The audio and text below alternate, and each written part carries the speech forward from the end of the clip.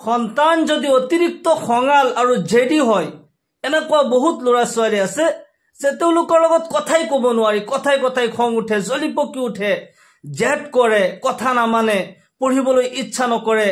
মা বাবাই বহুত চেষ্টা কৰিও সিহঁতক কথা মনাব নোৱাৰি।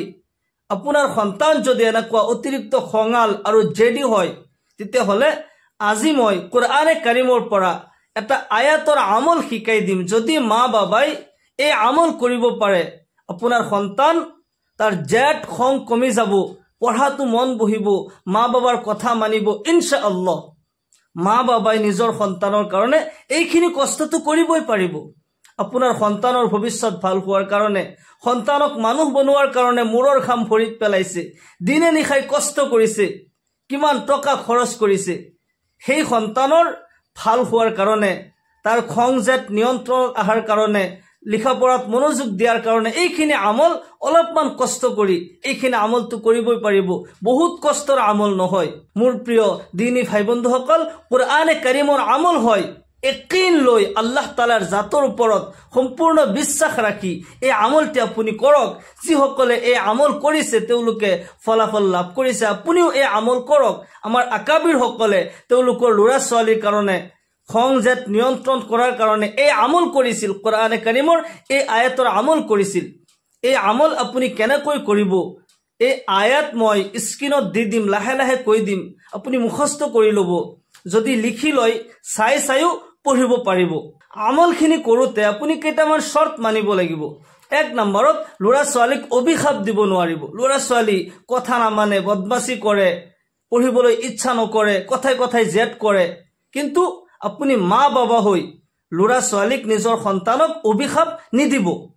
যদি অভিশাপ দিয়ে, মা বাবাৰ দোৱা কিনবাতো বদদোৱা আল্লাহ তালাৰ দৰবাৰত লগে লগে কবুল হৈ যায়। আপুনি হয়তো ভাবিব পাৰে মই অন্তৰৰ পৰা অভিশাপ দিয়া নাই, মুখেৰেহে কৈছো, তাক দম দিহে কৈছো। আচলতে মুখৰ কথা অন্তৰত আচৰ কৰে, আৰু দোৱা কবুলিয়াতৰ কোন সময়ত আপোনাৰ সেই মুখৰ কথাটো কবুল হৈ যায় আপুনি কিন্তু নাজানে। ল'ৰা ছোৱালীক সদায় দোৱাহে দিব লাগে, বদদোৱা অভিশাপ কেতিয়াও দিব নালাগে। আপুনি জানেনে কাবা শৰীফৰ এজন ইমাম অত্যন্ত কোলা আছিল, বহুত কোলা মানুহজন। সেইকাৰণে কিছু মানুহে মানুহজনক সুধিছে, ইমামজনক সুধিছে, হুজুৰ আপুনি বহুত কোলা মানুহ হৈ কাবা শৰীফৰ ইমাম কেনেকৈ হৈ গ'ল? এনেইতো কোনো মানুহক ঘিণ কৰিব নালাগে। কোলা হলেও আল্লাহৰ বান্দা হয়, বগা হলেও আল্লাহৰ বান্দা হয়। আল্লাহ তালাই কাৰো চেহাৰা নেদেখে, সকলোৰে তাকৱা দেখে, তাৰ অন্তৰ কেনেকুৱা, অন্তৰ পৰিষ্কাৰ হয় নে নহয়। মানুহজনক যেতিয়া, ইমামজনক যেতিয়া মানুহে প্ৰশ্ন কৰিলে যে আপুনি কাবাৰ ইমাম কেনেকৈ হ'ল, তেওঁ কৈছে যে মোৰ মাকৰ অভিশাপত মই কাবাৰ ইমাম হৈ গলো। আচৰিত কথা। মানুহে আকৌ প্ৰশ্ন কৰিলে, হুজুৰ এইটো কেনেকুৱা কথা, মাকৰ অভিশাপে আপুনি কাবাৰ ইমাম হৈ গল, কাৰণটো কি, কেনেকৈ সম্ভৱ? তেতিয়া ইমামজনে বুজাই ক'লে যে আচলতে মই সৰুতে বহুত বদমাচি কৰিছিলো, বহুত দুষ্টামি কৰিছিলো। সেইকাৰণে মোৰ মাই কথাই কথাই মোক এটাই অভিশাপ দিছে, আল্লাহ তোক কাবাৰ ইমাম বনাই দিয়ক, তই বহুত বদমাচি কৰা নহয়, বহুত দুষ্টামি কৰা নহয়, আল্লাহ তোক কাবাৰ ইমাম বনাই দিয়ক। আল্লাহু আকবাৰ। মাকৰ সেই অভিশাপ আল্লাহ তালাই কবুল কৰি লৈছিল আৰু তেখেতক কাবাৰ ইমাম বনাই দিছিল।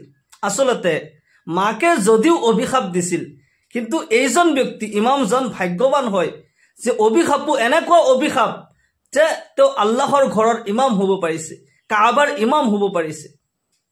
যদিও অভিশাপ দিছে, দম দি কৈছিল, কিন্তু আল্লাহ তালাই সেয়া কবুল কৰি লৈছে। সেইকাৰণে মা বাবাই নিজৰ সন্তানক সদায় দোৱা দিব লাগে, অভিশাপ দিব নালাগে। মা বাবাৰ দোৱা আৰু আল্লাহৰ আৰশৰ মাজত কোনো ধৰণৰ পৰ্দা নাথাকে, লগে লগে কবুল হৈ যায়। 2 নম্বৰ শৰ্ত হৈছে ল'ৰা ছোৱালী বদমাচি কৰিলেও, দুষ্টামি কৰিলেও, যদিও খং কৰে, জেদ কৰে, তাৰ চেহাৰাত মাৰিব নালাগে।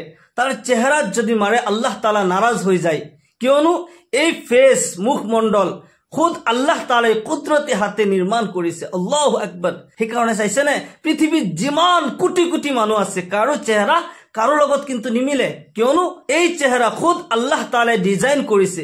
ইয়াৰ বিভিন্ন ডিজাইন, বিভিন্ন কালাৰ, বিভিন্ন কাটিঙত আল্লাহ ৰব্বুল আলামিন মানুহৰ এই মুখমণ্ডল তৈয়াৰ কৰিছে।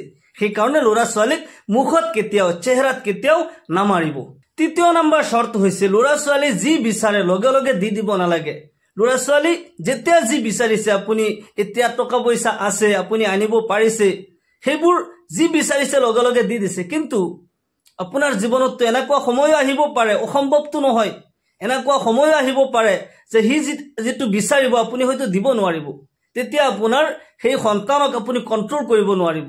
ল'ৰা ছোৱালীক অভাৱ শিকাব লাগে। যেতিয়া যি বিচাৰিছে লগে লগে দি দিব নালাগে, তেতিয়া ল'ৰা ছোৱালী আনকণ্ট্ৰল হৈ যায়। 4 নম্বৰত, ল'ৰা ছোৱালী জন্মগতভাৱেও খং থাকিব পাৰে।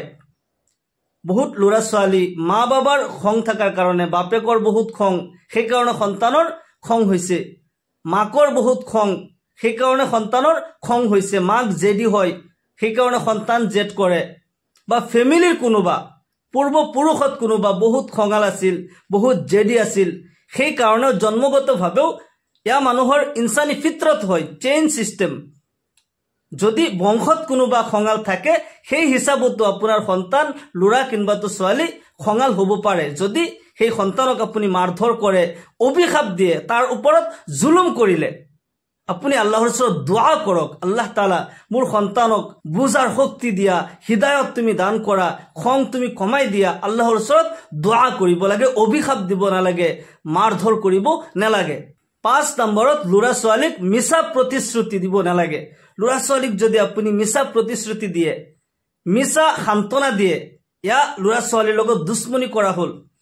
আপুনি যদি আজি মিছা প্ৰতিশ্ৰুতি দিছে আৰু সেয়া পুৰা নহ'ল, পুৰা নোহোৱাৰ কাৰণে ল'ৰা ছোৱালী আনকণ্ট্ৰল হৈ যায়। 2 নম্বৰ ক্ষতি হৈছে যে এই ল'ৰা ছোৱালী ভৱিষ্যতে আপোনাক মিছা প্ৰতিশ্ৰুতি দিব। আপুনি যে সৰুতেই মিছা প্ৰতিশ্ৰুতি দিছে, মিছা কথা শিকাইছে, ফাঁকি দিয়া শিকাইছে, যি যেতিয়া ডাঙৰ হ'ব আপোনাক ফাঁকি দিব, মা বাবাৰ লগত দুশ্মনী কৰিব, মা বাবাই গমেই নাপাব। গতিকে ল'ৰা ছোৱালীক সদায় দোৱা দিব, অভিশাপ নিদিব, তেওঁলোকৰ ওপৰত জুলুম নকৰিব, মিছা প্ৰতিশ্ৰুতি নিদিব।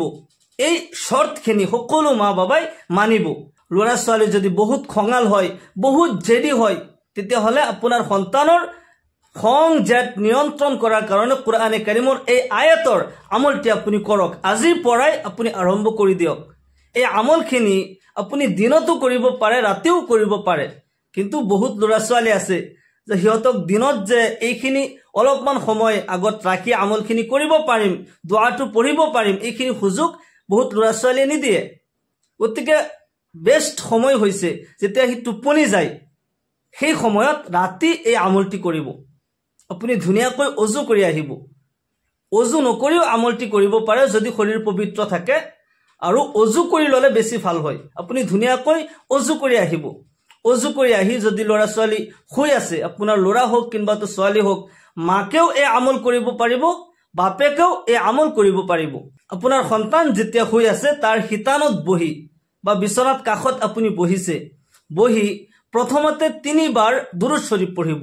দুৰুদ শৰীফ যিটো আমি নামাজত পঢ়ো, اللهم صل على محمد وعلى آل محمد كما صليت على إبراهيم وعلى آل إبراهيم إنك حميد مجيد اللهم بارك على محمد وعلى آل محمد كما باركت على إبراهيم وعلى آل إبراهيم إنك حميد مجيد। যদি এই দুরূদ শরীফ পড়া অসুবিধা হয়, তাহলে সরু একটা দুরূদ শরীফ সাল্লাল্লাহু আলাইহি ওয়াসাল্লাম, সাল্লাল্লাহু আলাইহি ওয়াসাল্লাম, সাল্লাল্লাহু আলাইহি ওয়াসাল্লাম, এই দুরূদ শরীফও পঢ়িব পাৰে। 3 বাৰ দুৰূদ শৰীফ পঢ়িলে আকৌ 3 বাৰ ইস্তিগফাৰ পঢ়িব। আস্তাগফিরুল্লাহাল্লাযী লা ইলাহা ইল্লা হুয়াল হাইয়ুল কাইয়্যুম ওয়া আতুবু ইলাইহি। আস্তাগফিরুল্লাহাল্লাযী লা ইলাহা ইল্লা হুয়াল হাইয়ুল কাইয়্যুম ওয়া আতুবু ইলাইহি। যদি এই ইস্তিগফাৰ অসুবিধা হয়, তেতিয়াহ'লে আস্তাগফিৰুল্লাহ আস্তাগফিৰুল্লাহ আস্তাগফিৰুল্লাহ এনেকৈ 3 বাৰ ইস্তিগফাৰ পঢ়িব। তাৰ পিছত বিসমিল্লাহ সহ কোৰআনে কাৰিমৰ আয়াতটি আপুনি 7 বাৰ পঢ়িব। সন্তানৰ মূৰত আপুনি হাত ৰাখিব লাগিব, কপাল আৰু চুলিৰ গুৰ এনেকৈ হাত ৰাখিব, খুহাত হাত ৰাখি আপুনি বিসমিল্লাহ সহ এই আয়াত পঢ়ি থাকিব লাগিব। এবাৰ আয়াত পঢ়ি শেষ হ'ব, ফুক দি দিব, বিসমিল্লাহিৰ ৰহমানিৰ ৰহিম, আফাগাইৰা দীনিল্লাহি ইয়াবগুন ওয়া লাহু আসলামা মান ফিস সামাওয়াতি ওয়াল আরদ طوعا وكرها وإليه يرجعون. আকৌ কৈ দিছো, أفغير دين الله يبغون وله أسلم من في السماوات والأرض طوعا وكرها وإليه يرجعون. হাত ৰখা অৱস্থাত হাত ৰাখি দিছে আৰু পঢ়ি আছে। এবাৰ পঢ়িছে চেহাৰাত ফুক দি দিব, দ্বিতীয়বাৰ পঢ়িছে আকৌ চেহাৰাত মূৰে আৰু মুখে একেলগে ফুক দি দিব। এনেকৈ 7 বাৰ পঢ়িব, 7 বাৰ ফুক দিব। 7 বাৰ কিনবাতো 11 বাৰো আপুনি পঢ়িব পাৰে। বেজুৰ পঢ়িব লাগে। 7 বাৰো পঢ়িব পাৰে বা 11 বাৰো পঢ়িব পাৰে। 11 বাৰ পঢ়িলে বেছি ভাল হয়। এই আমল আপুনি প্ৰতি ৰাতি আমলটি কৰিব। আপুনি 21 দিনলৈকে এই আমলটি কৰিব। এই 3 সপ্তাহৰ ভিতৰত আপোনাৰ সন্তান আপোনাৰ কন্ট্ৰলত আহি যাব, খং জেদ নিয়ন্ত্ৰণত আহি যাব, আপোনাৰ কথাও মানিব, পঢ়িবলৈ ইচ্ছা কৰিব। ল'ৰা ছোৱালীৰ ভৱিষ্যত ভাল হোৱাৰ কাৰণে, খং জেদ নিয়ন্ত্ৰণ কৰাৰ কাৰণে এইখিনি আমল মা বাবাই এইখিনি অলপমান কষ্ট কৰি এই আমলখিনি কৰক। ল'ৰা ছোৱালীক গোটেই খং নোহোৱা হলেও ভাল নহয়, কিছু খং থাকিবও লাগে। কিন্তু যেতিয়া অতিৰিক্ত খং হৈ যায় সেয়া কিন্তু ক্ষতিকৰ হয়। বহুত জেদি হলে, বহুত খঙাল হলে কিন্তু ল'ৰা ছোৱালীৰ ভৱিষ্যতৰ কাৰণে বহুত ক্ষতিকৰ হয়। যদি ল'ৰা ছোৱালী বহুত খঙাল আৰু জেদি হয়, এই আমলখিনি আপুনি সদায় কৰিব। আল্লাহ তাআলাৰ জাতৰ ওপৰত ইয়াকিন ৰাখি বিশ্বাস লৈ কুৰআনে কাৰিমৰ এই আমলখিনি আপুনি কৰক। ল'ৰা ছোৱালী আপোনাৰ কন্ট্ৰলত আহিব, জেহেন শক্তি বৃদ্ধি হ'ব। ল'ৰা ছোৱালী যদি জেহেন শক্তি দুৰ্বল হয়, তেতিয়া এই আমলখিনি কৰাৰ লগে লগে আপুনি সৰু সৰু 3টা আয়াত পঢ়িব।